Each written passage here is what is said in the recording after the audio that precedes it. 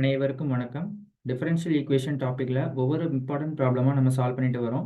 வாங்க நம்ம இப்போ இந்த ப்ராப்ளம் சால்வ் பண்ணலாம். Solve d cube y by dx cube minus 6 d square y by dx square plus 11 dy by dx minus 6y is equal to 0 அப்படின்னு ஒரு differential equation கொடுத்துருக்காங்க. இந்த டிஃபரன்ஷியல் ஈக்குவேஷனோட ரைட் ஹேண்ட் சைடு வந்து எனக்கு 0வாக இருக்குது.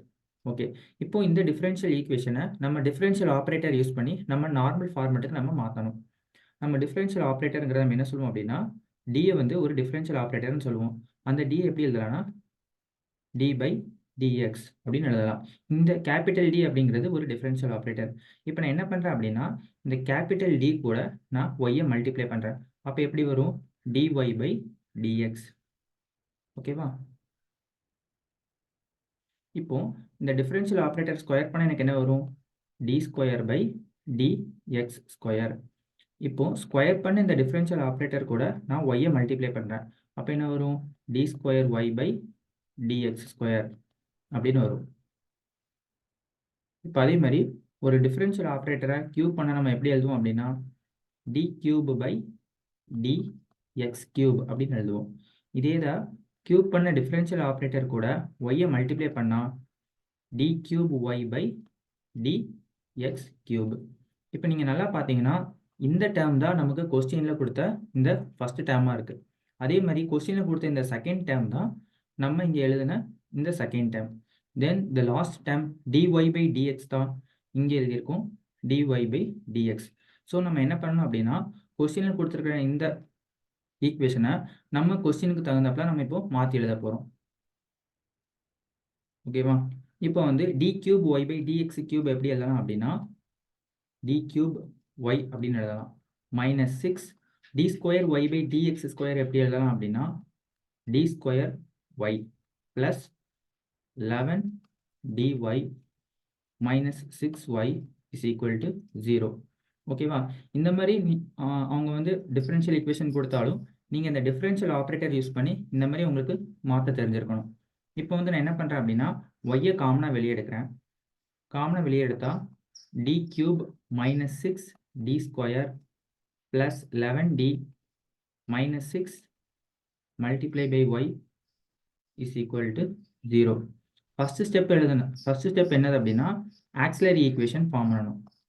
Auxiliary equation எப்படி form பண்ணுறது அப்படின்னா, எங்கெல்லாம் நம்மளுக்கு டிங்கிற டிஃபரன்ஷியல் ஆப்ரேட்டர் இருக்கோ அதை ஸ்மால் எம்மா நம்ம ரீப்ளேஸ் பண்ணணும். அப்போ எனக்கு என்ன வரும்? M cube minus 6m square plus 11m equal ஒரு கான்ஸ்டன்ட் டேர்ம் இருக்கு, மைனஸ் 6 இஸ் ஈக்குவல் டு 0. என்ன பண்ணியிருக்கேன்? இந்த டிஃபரன்ஷியல் ஆப்ரேட்டரில் எங்கெல்லாம் டி இருக்கோ அதை நான் எம்மால் ரீப்ளேஸ் பண்ணியிருக்கேன். இப்போ என்னோட ஹையஸ்ட் பவர் என்னன்னா எனக்கு வந்து 3. அப்போ எத்தனை ரூட்ஸ் இருக்கும் அப்படின்னா 3 ரூட்ஸ் கண்டிப்பாக இருக்கும். இந்த டிஃபரன்ஷியல் ஈக்குவேஷனை நம்ம சால்வ் பண்ணி எத்தனை ரூட்ஸ் ஃபைண்ட் பண்ணணும் அப்படின்னா 3 ரூட்ஸ் ஃபைண்ட் பண்ணணும். இதுக்கு நான் எந்த மெத்தட் ஃபாலோ பண்ண போகிறேன் அப்படின்னா, சிந்தட்டிக் டிவிஷன் மெத்தட்.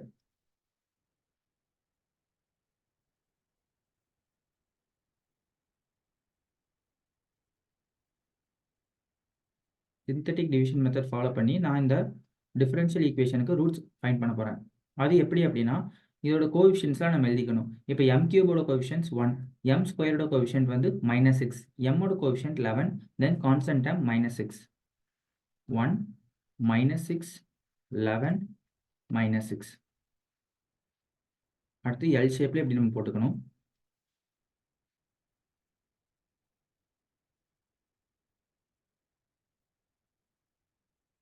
ஓகே, அடுத்து வந்து வெளியே இங்கே 1 போட்டுக்கணும், இங்கே 0 போட்டுக்கணும். நம்ம வந்து மேலேருந்து கீழே ஆட் பண்ணணும். 1 + 0 1. இந்த ரெண்டையும் நம்ம என்ன பண்ணணும் அப்படின்னா மல்டிப்ளை பண்ணணும். இது ரெண்டையும் மல்டிப்ளை பண்ணால் 1 × 1 வந்து 1. இப்போ இந்த மேலே இருக்கிற ரெண்டையும் ஆட் பண்ணணும். மைனஸ் 6 + 1 அப்படின்னா எனக்கு -5. இப்போ இந்த 1ஐயும் -5ஐயும் மல்டிப்ளை பண்ணணும். மல்டிப்ளை பண்ணி இங்கே எழுதணும். அப்போ 1 × -5 வந்து எனக்கு -5. இப்போ இது ரெண்டையும் நம்ம ஆட் பண்ணணும். 11 - 5 வந்து எனக்கு 6. இப்போ 1 × 6 வந்து 6. இப்போ ரெண்டையும் எனக்கு வந்து ஆட் பண்ணும்போது எனக்கு என்ன ஆன்சர் வருது? 0 வருது. இப்படி 0 வந்துச்சு அப்படின்னா நம்ம இங்கே இருக்கிற இந்த வேல்யூவை ஒரு ரூட்டாக எடுத்துக்கலாம். அதாவது m - 1 இஸ் ஈக்குவல் டு 0 அப்படின்னு நம்ம எடுத்துக்கலாம். அப்போ m இஸ் ஈக்குவல் டு என்னது? m is equal to 1. இப்போ நம்ம ஃபஸ்ட்டு ரூட்டு கண்டுபிடிச்சாச்சு. m1 அப்படிங்கிற ஃபஸ்ட்டு ரூட் வந்து நம்ம ஃபைண்ட் பண்ணியாச்சு.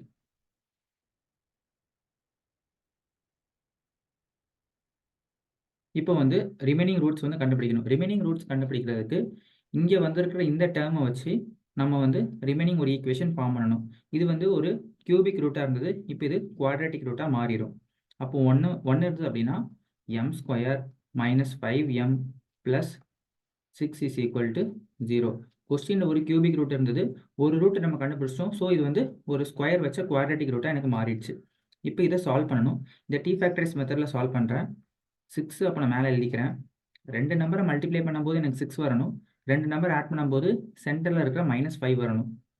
அப்போ என்ன எழுதலாம்னா -2 -3 அப்படின்னு எழுதலாம். இந்த ரெண்டுதையும் மல்டிப்ளை பண்ணுறேன், எனக்கு வந்து 6 வருது. இது ரெண்டையும் ஆட் பண்ணுறேன், எனக்கு -5 வருது.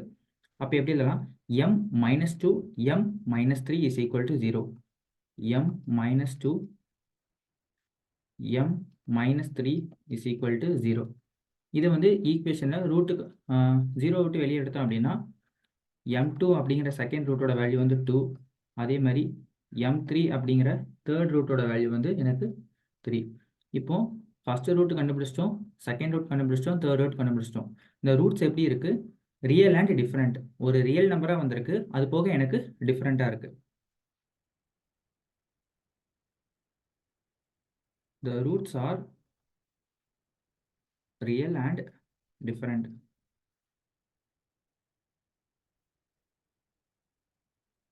அப்போ காம்ப்ளிமெண்டரி ஃபங்க்ஷன் எப்படி எழுதணும் அப்படின்னா CF is equal to